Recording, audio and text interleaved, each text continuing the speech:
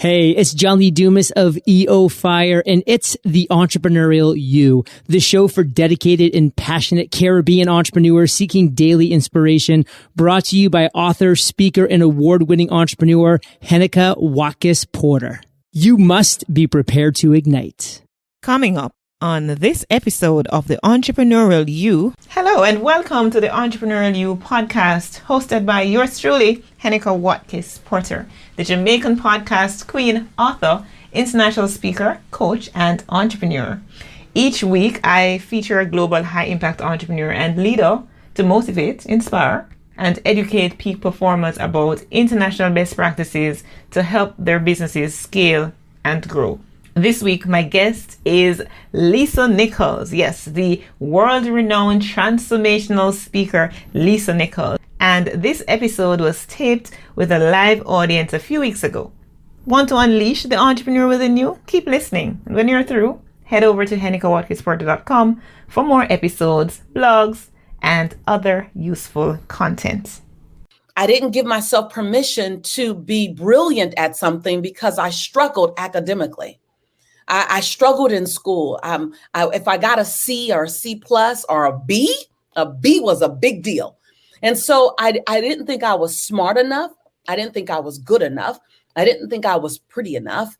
And I darn sure thought I came from the wrong neighborhood. So I had to heal over all that to earn and to climb toward that resume that you read, that bio that you read. Like I had to give myself permission to touch one person so I can get to 80 million. I had to give myself permission to write a paragraph so that I can become an author of 7 bestsellers. Everything started very small, and it was me giving myself permission. I realized that there were people out there that may not have believed in me, but they were nowhere nearly as powerful in limiting me than I was when I didn't believe in me. And I would nod and I would smile, and people would say I had a lot of potential, but there was a limit, Heneka, that I would let myself get to, and I had to heal that limit.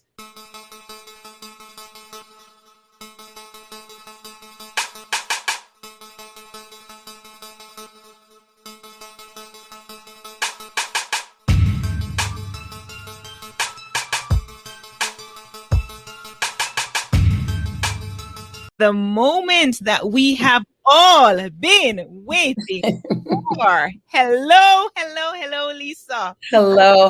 How are you doing? I am fabulous. I am excited. I am all kind of feelings right now. I'm just so happy to be here. I have an amazing group of persons who are here excited to hear you speak. I mean, they've always been following you, always been inspired by your story. And here you are. I'm going to say in live and in living colors. Hello. And living color, living mocha. Live and in living colors. So, all right. So I'm just going to get into this introduction. And first I'm going to open with a quote into an introduction. And then we're going to start the conversation talking about how shining your light sets you apart from others. So, woo, everybody's excited. Yes, I'm excited too. So within you is the light of 1,000 suns, Robert Adams. Now, this is episode 210. Yes, episode 210 of the Entrepreneurial You podcast. Now, who would have thought when I just started that I would have gotten to 100, yet alone 210? And guess what? It's not just a random, interview. It is with the boss lady herself, Lisa Nichols. Hey. Hello. And I see everyone, Nicole, Joanne, Naomi, hello, Effie, Cheryl. You guys are giving me much love. Thank you, guys. I'm so excited to be with you. Absolutely. And we know, right? Most of you know that Lisa Nichols is the world's most requested transformational, motivational speaker. She has a platform of over 80 million persons that she motivates and she inspires and she transforms. And she has an amazing story of turning her life around from a struggling mom on public assistance to a millionaire entrepreneur, right? A millionaire entrepreneur. So Lisa Nichols, welcome. Thank you so much for having me. I so appreciate this time with you. My team has been super excited about this time with you. I have, one of my affinities is your neck of the woods. That's where I go to rest, rejuvenate, pray. Yeah, I spend a lot of time there in my restoration time. So I'm excited to be with you. Yes, and I know that you've been here a couple of times. So one of the things I always start off asking my guests is, depending on whether or not they've been here. So I'm going to ask you, what's your favorite thing about Jamaica? Well, first of all, I've been there far more than a couple of times. I have been repeatedly back to Jamaica for the last 16 years. My grandmother, who is one of my closest friends, the last trip my grandmother took, and she's right now on her transition bed. The last trip we took together was to Montego Bay, Iron Shore, to be exact.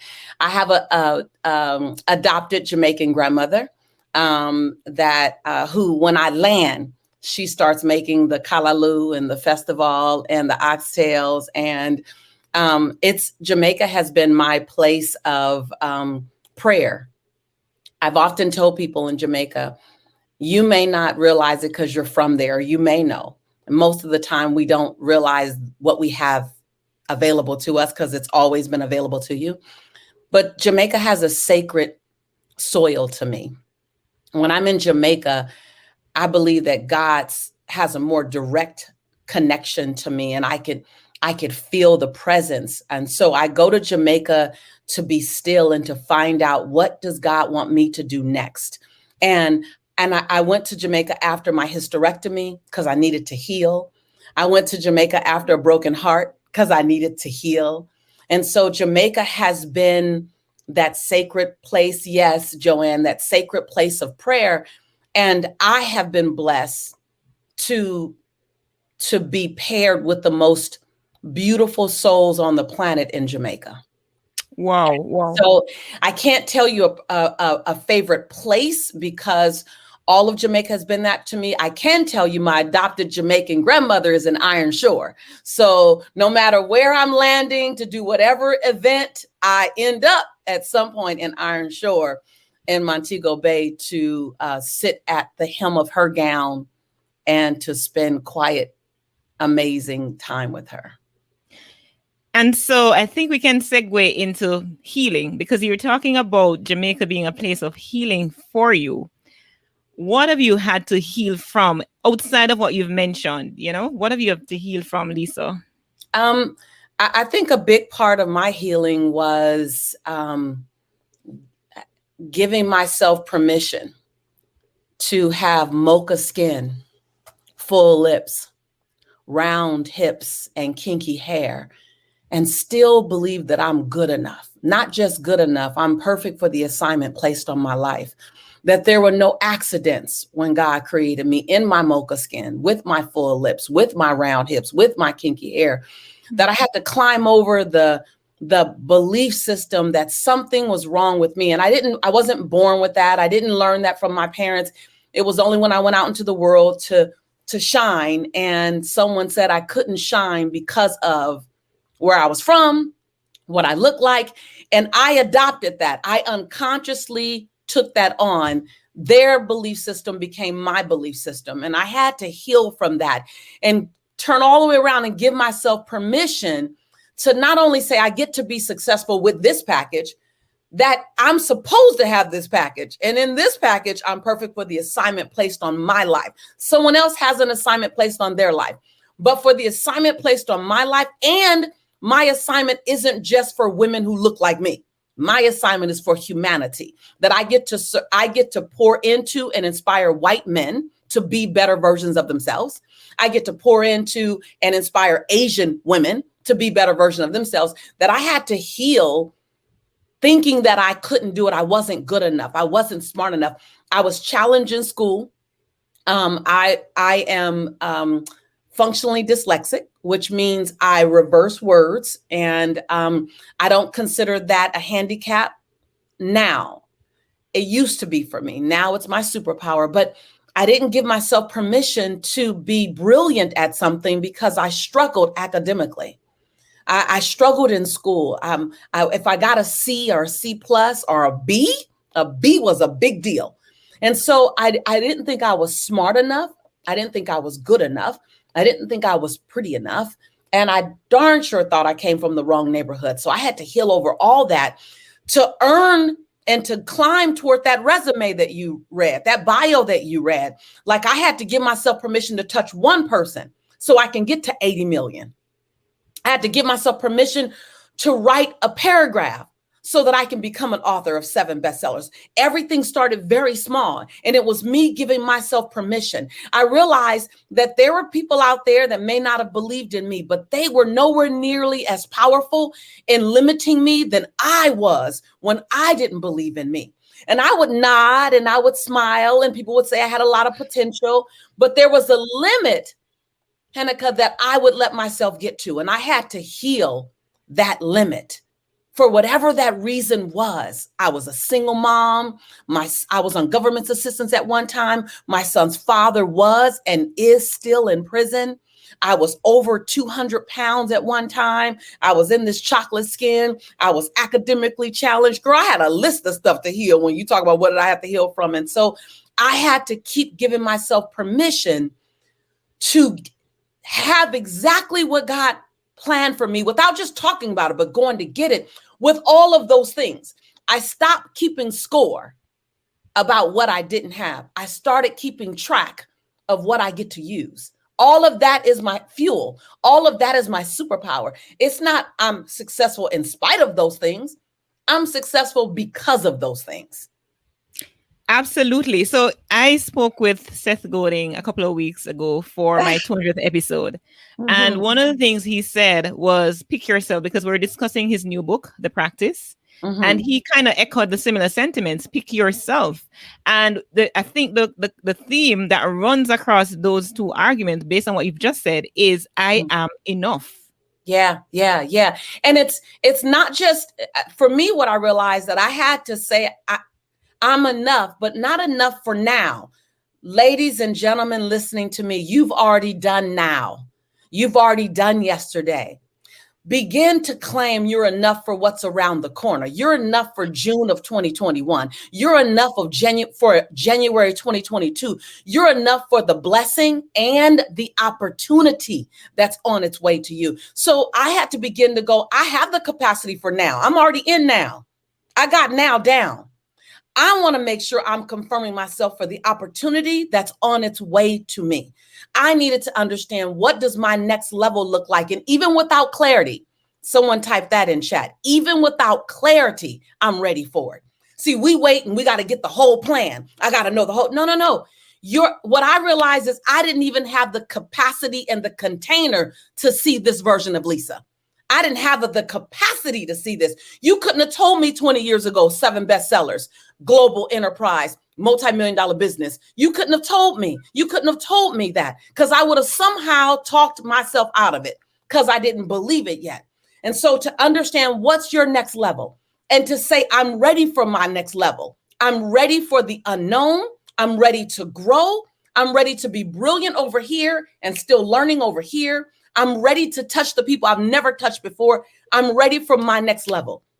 Say that. Write that in chat now. I'm ready for my next level. I'm ready for my next level. You have to keep saying it. Otherwise, especially if you are a high achiever, like most people here, you're a high achiever. You have to watch out if you're a high achiever, because high achievers are always being exalted and always being lifted up. And you can get comfortable in being a high achiever until you haven't achieved anything high anytime recently, because everyone else is wowed by you. So I was always honoring what I've done, but I'm always saying, what's my next level? Every November, I spend the whole month talking to God about one thing, one topic. What's my next level? Show me. I see you, Narissa. I'm ready for my next level. Ruth, I'm ready for my next level. Winsome, I'm ready for my next level. I see you. Okay. Because when you say you're ready, you're calling in everything you need. And now type in chat, give me what I need for my next level. Type in chat that, because then you open up the doors for the right person, the right opportunity. Guess what? Hold on. The right breakdown. Because here's what you got to realize. If you're going to have a breakthrough, something has to break down. So something has to leave your space so something else can enter your space, whether it be old habits, behaviors, people, toxic energy, whatever it is. You don't have enough space for all that's coming into your next level. You got to create space for that. Okay, I'll be quiet. I know I get excited. I get real excited. No, that's fine. You have in order to have your breakthrough, you got to break down all of those negative, those barriers, those shackles. No, instinctively, intellectually, Lisa, we know that. Many of us know that intellectually. Yeah. Instinctively, we don't practice it. In terms of your light adjustment, because I know that you've had to go through the point that, I feel like I have to adjust myself based on where I'm at, right? How do you deal with that light adjustment, coming through it, breaking through that? Because that's something you had to break through. Absolutely. So first of all, I want you to, I love what you just said, Heneka. You said, Heneka, that intellectually we know. Right. But you don't want to do it. And let me tell you why. Because you're trying to take yourself somewhere that you're not able to take yourself. If you want to take yourself where you've never gone, you need someone else. You've taken yourself as far as you can take yourself. Type that in chat. I've taken myself as far as I could take myself by myself. The smartest thing I did, and it took me a while to get there. The smartest thing I did was I got someone who was 10 to 20 steps ahead of me. And let me be very honest with you. I didn't want to hire her. I didn't want to study under her because she didn't look like me. I did not want to study under someone with blonde hair and hazel eyes. I did not. But I knew I had reached the highest pinnacle of what I could. I had taken myself as far as I could take myself. If you really want to be bold, you guys type in chat. I've taken myself as far as I can take myself. Then the next thing you do is you hook I love it. Joanne got it already. Then you hook your caboose, ladies and gentlemen, hook your caboose to someone else's train and be crazy coachable. When I hooked my caboose to someone else's train who knew what I didn't know, I blew my mind with what I began to learn because she taught me what was in my blind spot. I didn't even know what I didn't know. Right? I knew about being dazzling. I knew about being, electric on stage. I didn't know about profit and loss sheets. I didn't know about profit margins. I didn't know about year over year financial growth. I didn't know about the things I learned about in business is what took my business from 5 figures to 8 figures to 9 figures. It was be crazy coachable. Exactly. That's what I began to do. And I hooked my caboose and I didn't do it for 1 year. I killed my ego, ladies. I killed my she-go. And I followed this chick and I learned for 8 years. And in the 6th year, I was able to hire her as my second in command in my company. And she wasn't cheap. And so the first part to what you said is to recognize that it's your learning time. You want to do what you haven't done. You need to know what you don't know. And you can't know what you don't know if you're the only person feeding you. Go get someone who knows what you don't know. And now with online learning, you don't even have to leave your house. Hello, it can't get any easier than that. You just got to click, invest in yourself. Whenever someone steps on my campus, I say, you're not investing in me. You're investing in yourself. You're just using me as the vehicle. But you got to trust you. Most people will trust me, the coach, more than you'll trust you to implement. Trust yourself to implement and then find the right coach for you. The second thing, to your point, I know I didn't lose your point about the shine. A lot of times, I don't know, raise your hand if this is you. I used to step in a room and and you probably do this. I step in a room. I know what I know your environment. I know what the climate is. You step in a room and you check the temperature of the room to see how much you can let your light shine. And you dial your light down to adjust to the room. Okay, come on. Anybody doing that? That right there, you're doing a disservice to the room and you're killing your light. Because what happens is, now raise your hand if this is you, you've dimmed your light so long that now you have a difficult time letting your light shine when you want it to shine. Come on, listen, because you've now trained yourself to keep that light down. What I want to invite you to do, there's a reason why we're having this conversation in the beginning of this year, at this time when all bets are off right now. is you put yourself, I see you. If I see all the hands up, I see all the hands up. What now, if there's a reason, I'm not for everyone, but if Wow. I am,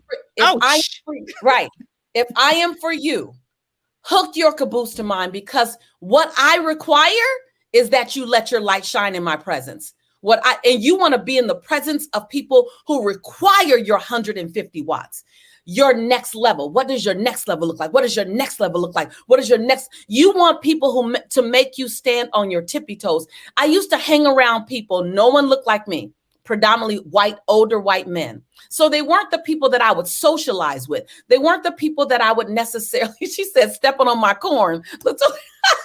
You know, I'm doing it with love, sis. We deserve for someone to tell us the truth, wrapped in love. So you know I love you. You know I want the best for you. You know I'm your cheerleader. So now let me give you your truth, because you won't accept this truth from everyone. But there's a chance that you may accept it from me, because I've done just enough to get your attention.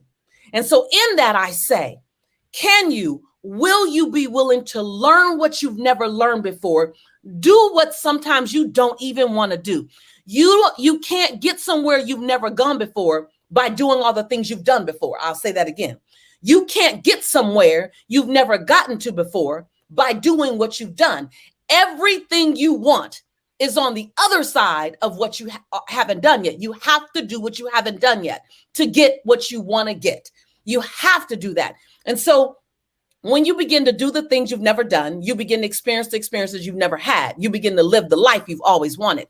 I'm a testament to that. I told my son 16 years ago, while we were in Kingston, I told my son, Jelani, baby, one day when you grow up, now, mind you, this is the same son that I didn't have money to wrap in Pampers. This is the same son that I couldn't buy Pampers for. This is the same son that I had to wrap in a towel. This is the same son that I stood in line to get free cheese and free pasta with. This is that little boy. I told my son 16 years ago, he was 6 years old. I said, Jelani, one day mommy's going to live on white sand beaches and clear water. And one day mommy's going to have a life where you don't have to worry about anything.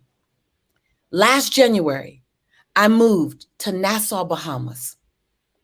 And my son said, Mommy, you said you were going to do it. How did you do it? I said, son, I went and learned what I didn't know. And then I did what I'd never done before so that I can have what I said I wanted. I invite each one of you to be willing to do the same starting in 2021 and sign up for the marathon, because it's not a sprint, it's a marathon. Sign up for the long haul. We have been built for the long haul. It's in our blood. It's why our hips are the way our hips are. It's why our back, it's why our butts, it's why our waists are the way they are, because we are built for the marathon. Sign up for the marathon and create an unrecognizable next level life. Wow. Just all of that. I'm soaking in, Lisa. I remember I was going through a difficult time and you said something when I was watching one of your videos. You had to be willing to be your own rescue. Listen. So that you can come back. You may have to leave them behind, whoever them are. You may have to leave them behind, but you have to be willing to be your own rescue. Talk to us about, in the process of shining our light, what does being our own rescue means? I know that you've alluded to it in all that you've said before, but just talk to us about that. Having, been the one to be your own rescue. I love this question because of where I am right now at this moment. I had to be willing to put myself first. There's a long line of people ready to be served by you on a daily. If you're listening to this show and you checked in to me and you're still here, that means you are a game changer. You are a gladiator. So being that you are the go-to person, you have to be willing to give you what you need first. I had to be willing to what looked like selfish, what looked like I was all about me. I had to be willing to build something for me so I had something to give. I was giving constantly from a half full cup. constantly. I had to go away and fill my cup up so that I can serve my family from my overflow. I had to be willing to put my own oxygen mask on. I had to be willing to ask Lisa, what do you need? And sometimes that meant putting a comfortable distance between some people so that I can hear what I needed, because I'm a giver. So if I'm in proximity, I'm gonna immediately want to give to the person that's in closest proximity to me. And so you have to say, what does my dream need? Not just my now, but what does my next 5 years need? What does my next 10 years require of me today? Listen to this. You are creating your future memories of yourself by what you do today. So I looked out to say, what memories do I want to have for Lisa? And so the memory was I played full out.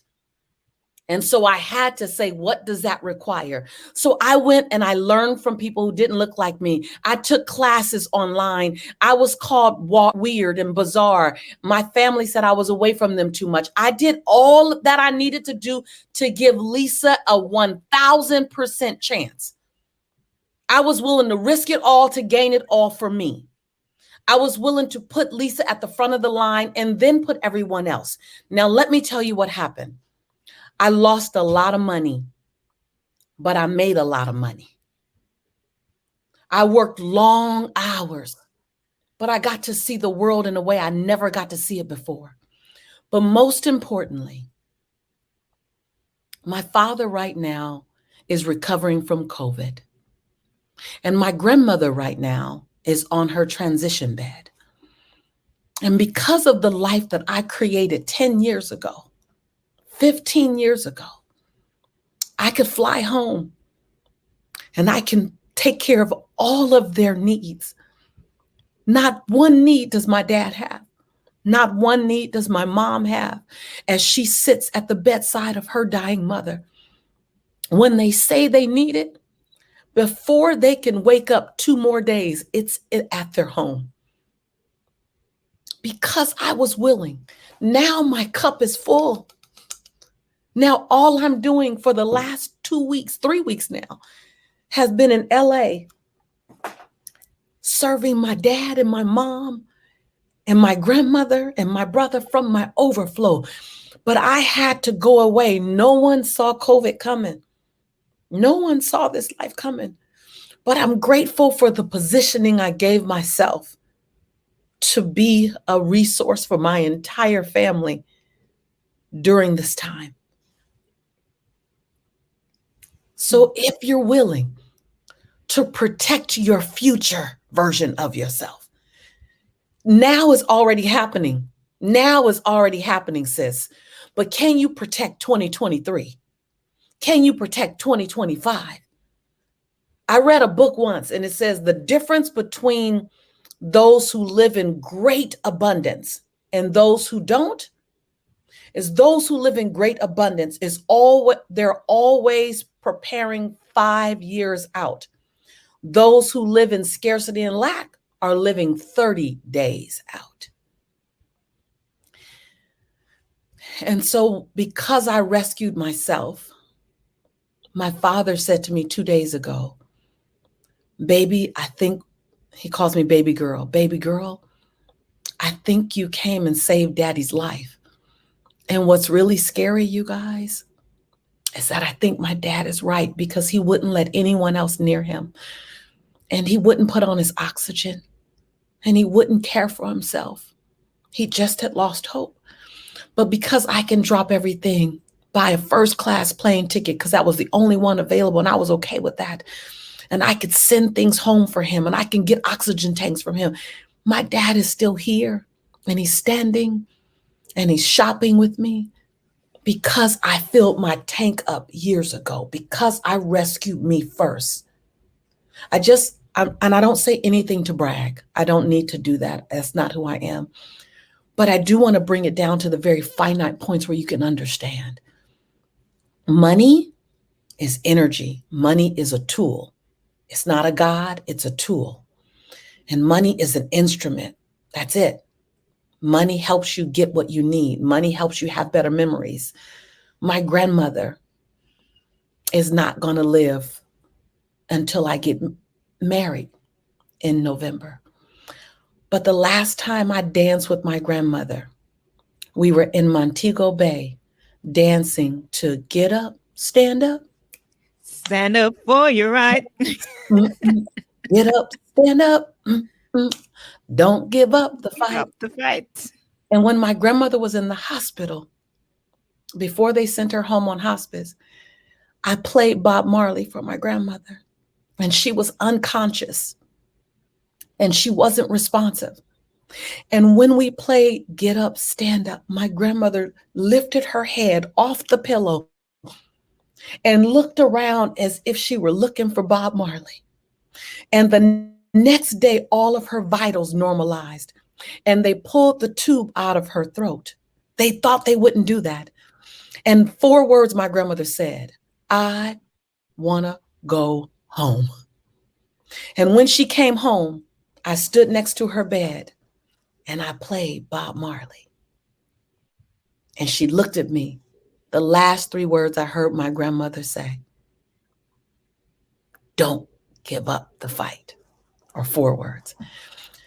I couldn't have made that memory in Jamaica without the tool called resources and money. So I'm inviting you to be willing to next level your life. Because when you next level your life, all tides rise. Everybody around you, whether they directly are impacted by you, like my father and my grandmother, or whether they're indirectly impacted by you because they witness you doing it. I don't know how many people I've indirectly inspired because they witnessed me. Someone is bearing witness to your life. Someone is watching you. Someone is looking at the way you walk, the way you talk, the way you get back up, the way you pray, the way you slay. Someone's watching you, and you inspire them to either play normal or to play extraordinary. You inspire them to either bow down or stand up, to walk, run, or soar. You inspire them. Your life has never belonged to just you. Your life belongs to you and everyone who witnesses your life cycle. And your job is to leave an indelible fingerprint on anyone who comes in proximity of you, virtually or physically, literally or visually. Your job is to make your dash, the dash between your birthday and, dare I say, the day you leave this planet, make that dash in the middle mean something bigger than you can ever imagine. It may not be like I do it, and everyone doesn't need to be you or I, but you need to do a doggone good you. Wow. Sorry, Time. I'm full. Okay. I'm sorry. I've been It's sitting. okay. You've spoken, you've poured into us, Lisa. You have poured into us. You are willing to be your own rescue so that we can be here just drinking from what you're pouring into us, how you're pouring into us. And we are so grateful. You've been your own rescue. You're shining a light in this world, and the world needs more of you, not another replica, of course. Right. We all standing in our own light. And Right. I'm so grateful to you. I'm humbled. I'm honored that you could have spent time with us today, Lisa. I'm grateful. I'm honored. And right now, just talking to you, I'm full. Amen. And so I can now pour more into my community. I want to thank you so much. My guest has been Lisa Nichols. And my guest needs no introduction, right? That's the power of Lisa Nichols. And we've all been blessed to listen to you, to hear you share your story on several different platforms. And here we are today. So we're grateful. Well, I want to take a moment to pour into you, because what I know is that as a sister friend, mocha skin, full lips, round hips, kinky hair, that we have to climb over all of our own conversation to give ourselves permission to show up and shine. And I know what it feels like sometimes in your community to have to climb over old conversations. So I want to take a moment, sister to sister. And I want to let you know that when you feel like you're alone, you're not. I got your back. And that when you see me on YouTube or any video and you say, it feels like she's talking to me, it's because I am. I want to let you know, sis, that on your tired days, on your weary days, borrow my faith and borrow my strength, because I have enough for the both of us. And when you feel like you need a shoulder to lean on, just lean over to your right or to your left. Because I didn't show up today because I was free or because it was easy. I showed up today because you're worth it. And what you're doing is incredible and important and necessary and overdue. I love you. I honor you. And I celebrate you as my sister. And I will always, always be an instrument for one thing, for your light to shine brighter and brighter, and for you to touch your own next level. I got you. Thank you. I'm going to cry. I will cry. I will cry. You can. Thank you. You can. That's okay. Because that energy, that agape love that I'm giving you is so foreign. We don't get it enough. So when you get it, and there's other people here tearing up as well because it's so foreign. And so I want to be an advocate to make this our norm. I love you. I honor you. I admire you and I appreciate you. And I'm standing with you and I've sat right where you are. And know that you have a path. You have a path that I didn't have. I didn't have anyone in front of me, but you got someone. And when you feel like you need to catch a breath or borrow my breath. Appreciate you. Yeah, I didn't thought that I would have ended this conversation crying, but I am. Yeah, I love you. I love you. I love you. I love you. I love you. Yes, I love you. And this is where we wrap our conversation. Until then, until next time, I want to say again, thank you so much to Lisa Nichols, and to my community. I want to let you know that, of course, continue to connect with me for podcasting, for all things leveling up regarding your journey. I am here for you. And just as Lisa said to me, she's pouring into me and she's there for me. And I feel that energy. I really do, from one sister to another, one who has had to struggle. And even doing this conversation, it was a struggle. And I can't begin to tell you the things that I'm struggling through right now. But I know that, like a caterpillar bursting through to become this beautiful butterfly, I'm worth it. I'm enough. And thank you so much for that that affirmation and, just sharing your power, your light with me. I appreciate you. Thank you so much. All the best. I got you, sis. You are transformation in action, and transformation in and of itself is a painful, irritating process. Transformation, metamorphosis is not easy. And so your transformation is the journey, and the irritation and the discomfort is the process. I'm excited to see who you are today. And I'm excited to see who every single person on this call is becoming. And so I love you. We're in this together. What good, as we say. And I want to leave my point of hope, because I normally end our conversation with a point of hope. And in this time, it is so fitting and so necessary. So my point of hope this week comes from Romans 12, verse 2. Do not conform to the pattern of this world, but be transformed by the renewing of your mind. Then you will be able to test and approve what God's will is, his good, pleasing, and perfect will. What good. Ooh, much love. Thank you. Thank you all.